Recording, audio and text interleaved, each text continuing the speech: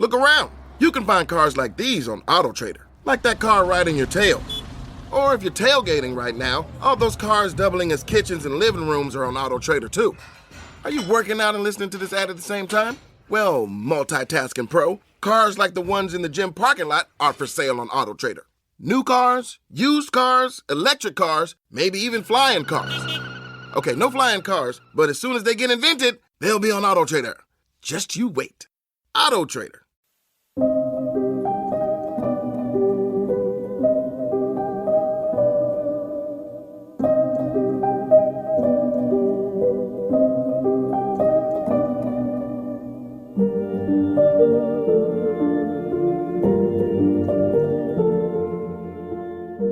This is Fortune's Wheel, a podcast history of the late Middle Ages, and I'm Jonathan. Today's going to be different. It's Halloween season, and honestly, this is probably my most favorite time of the year. The scary movies, the turning of the leaves, the chill in the air, the nights with fire pits and friends. I just love everything about it. And here in the podcast, I want to share that love of all things spooky. But today, like I said, is a little different even from that. See, a little while ago I came across the Chronicles of Byland Abbey, which weren't actually written, I believe, until the 1400s. And as I understand it, Byland Abbey itself wasn't even built until the mid-1100s. So, yeah, skipping ahead a little bit on the podcast from where we are, but only in the name of storytelling. I promise. Besides, do you realize how hard it is to find scary stories from the 11th century, specifically? They exist, but it's usually behind a paywall, and sorry, I'm just not quite that funded yet. Now, you can help out if you're so inclined by joining us on Patreon and becoming a supporting member. Sorry, there's my shameless plug. Anyway, I took one of the 12 Byland Abbey ghost stories. I know, 12 of them. And I adapted one of them as my own medieval ghost story today. So, here we go, folks. Today's episode, an episode we can have fun with, episode 81, a bonus episode, is entitled Causam et Remedium. Thank you for listening, and I hope you enjoy the show.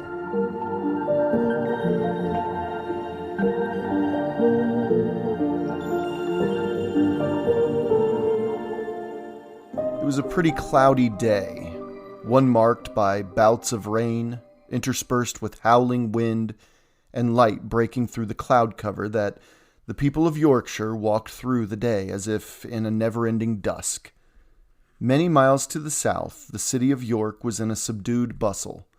The farmers and craftsmen were still bringing their goods to market, while merchants were still buying and selling these goods. The roads were muddy and difficult to travel upon, but the people of Yorkshire were made of harder stuff. These were the ancestors of Anglo-Saxons, of Norse, and of Danes. They were made of rock, unable to wither and rot from the constant water dripping off their brows and running down their bodies. They still went about their day, though their heads hung low in the dismal state of the world. A young man found himself a few miles north of the city, having carried his bag to market to no avail.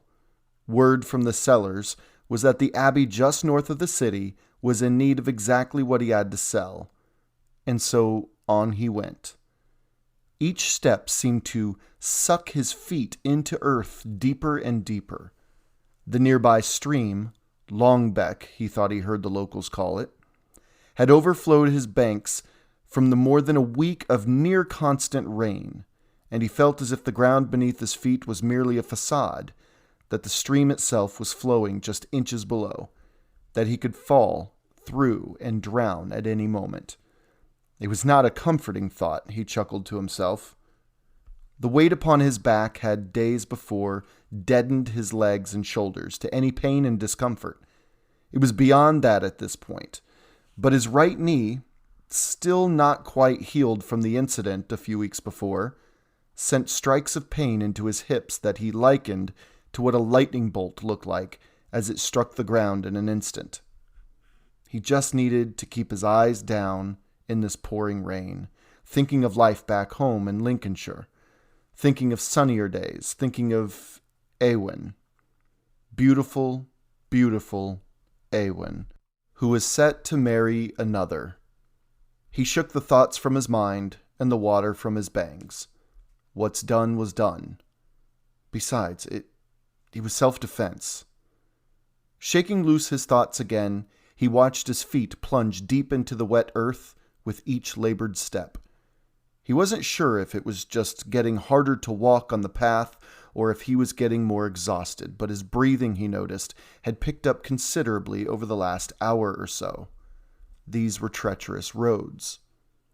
In the dim, midday light, the trees felt like they were closing in on him each time he looked up. The rain had gotten heavier too, and he wondered if there was a point in one's misery when one simply couldn't become any more miserable. If so, he thought, he had to be getting close. Looking to his right, the trees were getting thicker, but he knew any creature out there would have already found shelter. There was no hunting in this weather. As he turned his gaze downward again, off the left corner of his eye, straight up the path, through the gray shroud of pouring rain, he thought he glimpsed a darkness. The moment his eyes met his feet, he jerked back up, looking straight ahead as his brain registered what it thought it saw. In the lag needed to comprehend what his periphery noticed, he knew that where the amorphous darkness was nothing now but rain. Oh, great man, he thought. Now you're losing yourself. A man with no sense. It's exactly the type of person who won't be selling this godforsaken sack of beans that no one, seems to want to buy anyway. With this thought, he added miserably, well, that's another step down the misery ladder, so I guess I haven't hit bottom yet. It's good news, I suppose. The young man walked on for another hour or so, and the sky had the audacity to find a way to drop even more water than it already was. And all he could think was, how? His knee, the one carrying the limp, buckled all of a sudden. He fell, the bag crashing with him. He cursed from the pain, and as he picked himself up, he cursed again as he lost half his bag of beans. No one would buy muddy beans. And if he gathered these muddy beans, the rest of the beans inside the bag would get muddy as well, possibly ruining the entire sale. Just a month ago he was home. He was in love with the very real possibility of marrying this girl. His knee was healthy and he was set to become his father's partner in business. He hadn't yet killed a man. Now, he's face down in the mud, holding back tears no one would ever see, even if they were around because of the downpour he was trudging through just then. His entire life, he was moments before carrying on his back, now strewn across the muddy path. Where is this bottom? He thought. I have got to be getting close. Rubbing his knee and trying to stand, he heard a faint splash in the distance. He paid it no mind as the cacophony of falling water against the mud and the leaves on the trees created a static that drowned everything else out. Registering it in some remote part of his brain, he managed to stand. Knowing this abbey must be nearby, he just needed to get there. At the very least, the monks would take him in for the night. With his knee in the shape that it was in presently, the sale became secondary. He turned where he stood, looking on either side of the path for a thick stick he could put just a little of his weight on. But what he saw instead as he glanced from one side to the other sent him reeling backwards back onto the wet ground he'd just risen from. He hardly noticed his sack, once again, spilling roughly half of its contents among the already spilled beans. Just ahead of him, so close he could reach out and touch it, was a horse, towering above him, standing high on its hind legs, its front legs kicking at the air above where his head was just located. His eyes wide, his brain struggling to figure out how to process where this massive creature came from, how it was able to come so close without him noticing its approach. Sure, the rain was a dull roar in his ears, but he'd become accustomed to it after walking in it for hours and hours. He reckoned quite quickly that he would surely have seen this thing approach, let alone heard its clumping hooves in the thick, sucking mud. He scooted and slid backward, removing himself from the horse's eventual return to the ground. It was then that he noticed something else peculiar and terrifying about the scene. The horse, it seemed semi-transparent. His brain didn't accept it, though, not when the pouring rain seemed to act as a thin veneer over everything beyond, say, an arm's length from his eyes.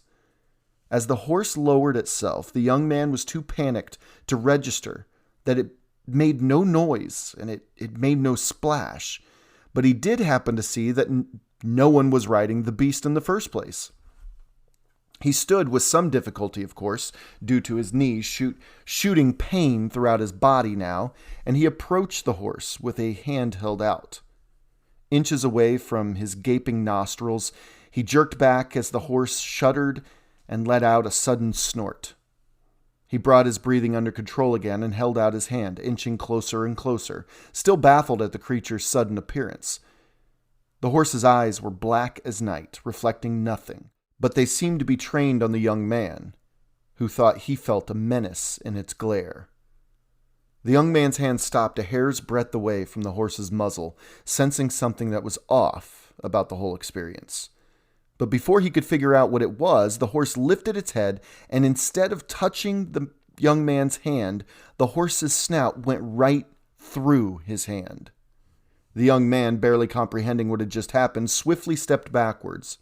However, his knee buckled to the side again, and he fell, his head meeting the mud with a hard thud. His vision doubled and blurred, but he knew he was in mortal danger, and he reacted with the senses he was still afforded. As he managed to get to his feet again, he prayed loudly through the storm, "In the name of God and his Son, Jesus Christ, do not harm me! Do not harm me!" Standing, he wiped the rain from his eyes and noticed the horse was no longer there. Instead, its hulking place stood a man. The young man blinked. This man was less a man, and strangely more a memory. He stood as real as any other man, except this time the young man could clearly see that his form was thin. The path leading off into the distance ahead was faintly visible through this man's body. The young man noticed the man's familiar face, but wasted no time trying to figure out how he knew him. The young man ran around the apparition, leaving his bag of beans behind. He ran and he ran, not stopping for what seemed like an eternity. He ran until his knee couldn't possibly handle another step. The young man slowed and limped for a spell, just wanting to leave that experience behind him, get as far away as he could. The longer he walked, the better he felt, though he felt like he'd slipped several rungs down that ladder toward the bottom of misery. Each step was a step back up, but he felt he would never escape his guilt, his shame. After a while, he noticed the light that did manage to sneak through the clouds was dimming considerably now. It must now be late afternoon, and he still had no idea how much farther this abbey was ahead of him. His mind continued to replay the moment, trying desperately to make sense of it, and each cognitive dead end he came to, he punctuated it with a prayer. But the fear always returned within seconds. It rose so high within him that he jerked around in all directions every so often because he swore he'd heard the whinnying of a horse. He forced himself to stop when he saw a waterlogged tree that had fallen near the edge of the path. He had to give his injured leg a rest, otherwise, he'd never make it. Sitting and putting his elbows on his knees, he rested his head in his hands, allowing his eyes to close for a moment. Was he making it all up? He prayed to God for clarification, for an explanation as to what had happened. If anything, he prayed for God to relieve his suffering, his fear, his guilt. Replaying the incident back home, the young man there on the log began to cry in his hands. He never meant for it to happen, though he admitted to anyone who would listen to his complaints in the days leading up to it that he'd loved to see that man dead. The man's name was Abercan, and his father had negotiated Abercan's betrothal to Ewen just months before, he would feel he was in a place to have his father open negotiations for her hand. They'd been friends for years anyway, he and Eowyn, and everyone figured it would happen eventually. But a year earlier, Aberken's family wandered in after losing their lands to fire. It didn't take them long to fill the gap in the town, as the serendipitous arrival coincided with the death of the community's logger to injury a month earlier. Aberken, his brothers, and his father filled the hole in the community's market, and the town was back on its feet in terms of keeping prices of wood low enough to continue its slow but steady growth. But Aberken was this young man's age, which means he was just a year older than beautiful Eowyn. The family of loggers became well-to-do quite quickly and wasted no time in expanding their number.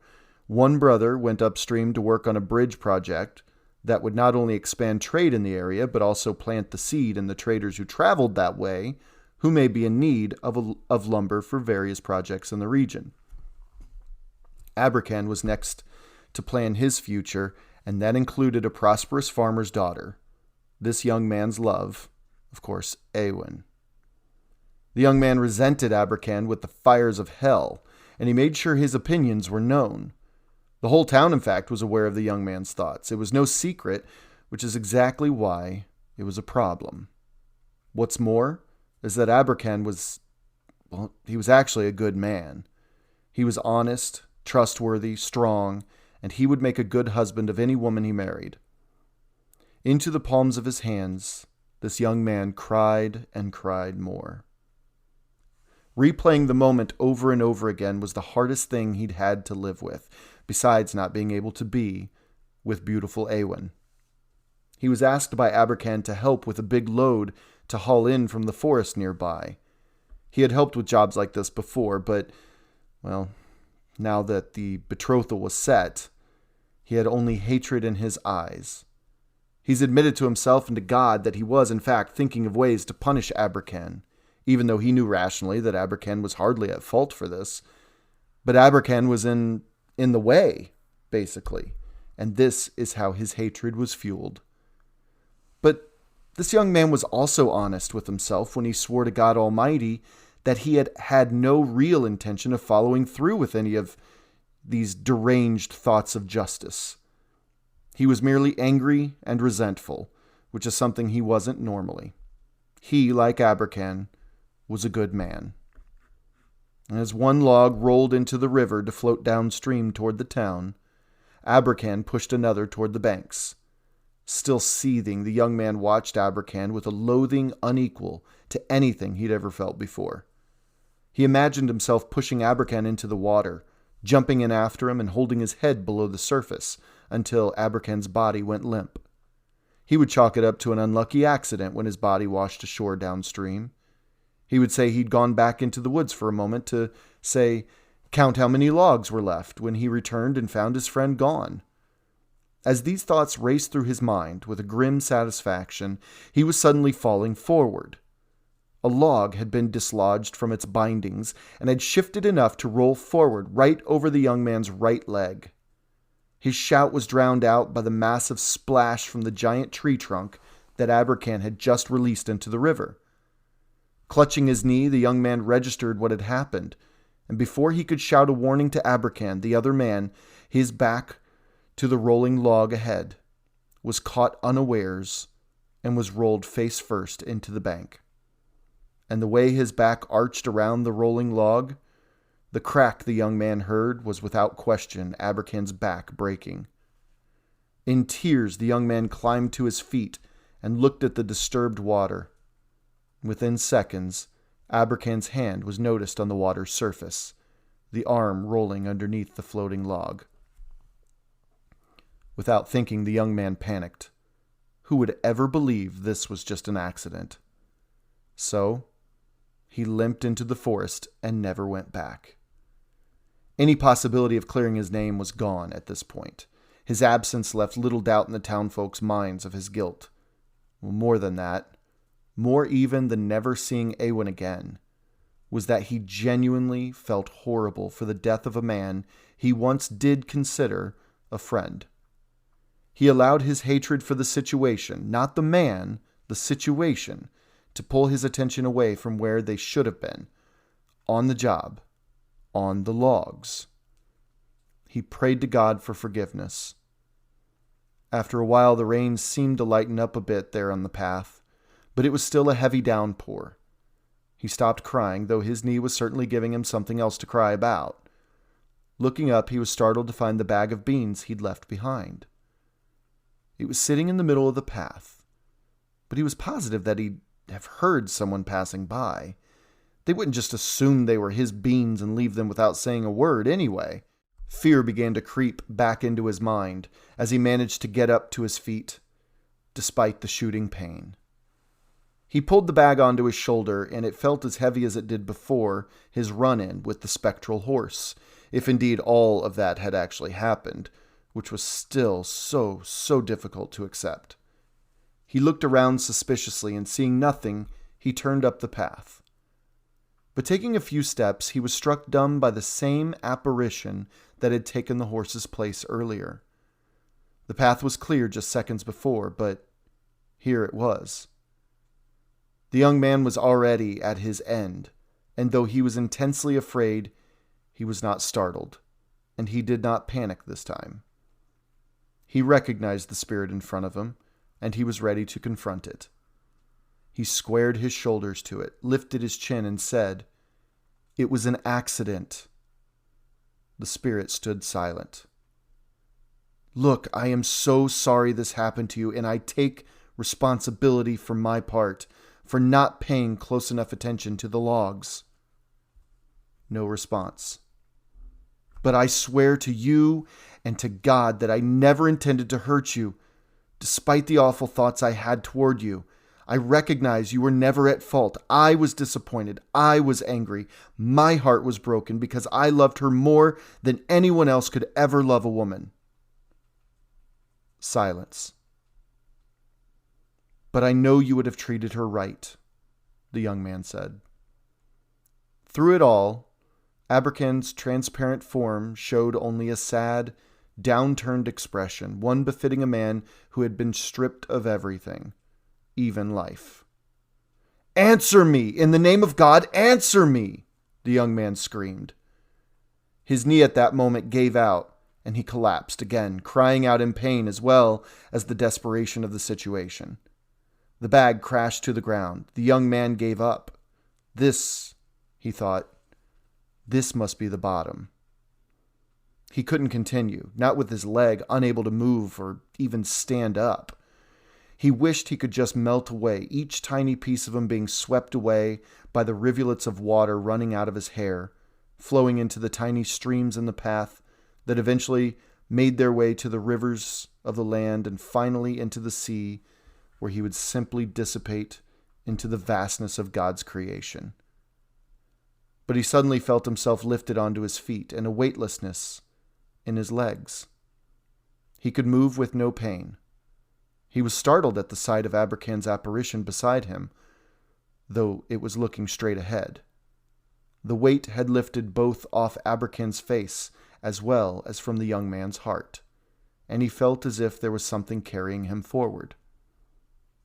The two men walked in silence for what seemed like a couple more hours, the dim light of the day giving way to the near blackness of a stormy night.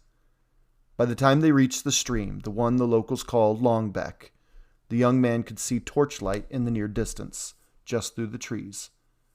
That must be the abbey he was seeking, the one they called Byland Abbey. Thinking nothing of crossing the stone bridge, the young man took a step upon it, suddenly feeling a heaviness press upon his shoulders. Adjusting to this weight, he grabbed toward his shoulder out of instinct and grabbed the end of the bag the apparition must have been hauling all this time. And it felt full again.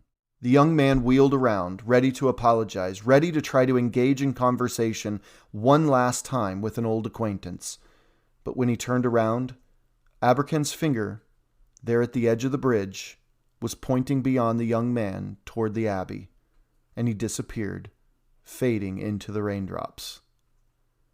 The young man felt, well, he felt very far from the bottom. Minutes later, he reached the abbey, stumbling up to its door. The monks received him graciously, and he knew in that moment, as the monks caught him, as he fell through the door, injured and exhausted, that he would never leave this place. He would be sure that this abbey would know of his experience, and why they will pray for the soul of Abercan for the rest of their days as a testament to the Lord's goodness. This young man would teach all who would listen about Causam et Remedium, or the causes and the remedies for our guilt, and how you cannot have the remedy without an admission of the cause. Guilt is certainly the end of a story, but this young man would confidently tell you that guilt is also the beginning of another story altogether, one that you may not want to miss.